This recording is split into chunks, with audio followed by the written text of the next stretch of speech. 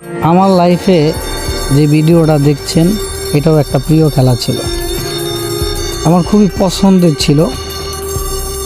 আমার এই ভিডিওটা দেখার পর খুবই ভীষণভাবে সেই ছোটোবেলার কথা মনে পড়ল। আজকে আমি ফ্রি ফায়ার খেলি। বর্তমান জেনারেশনের প্লেয়ারদের এটা ওয়ান অফ দ্য বেস্ট একটা গেম, তারা খুব প্রিয় এবং ইমোশন।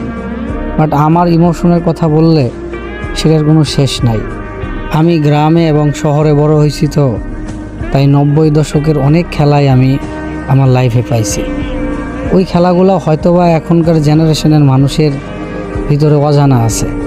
তারা যদি ওই সময় ওই খেলাগুলো খেলতো তাহলে বুঝতে পারতো আমাদের অতীতের খেলাগুলো কত সুন্দর এবং আনন্দময় ছিল। এখন আর ওই খেলাগুলো নাই, গ্রাম অঞ্চলে দেখা গেলেও শহরে তো হারিয়ে গেছে।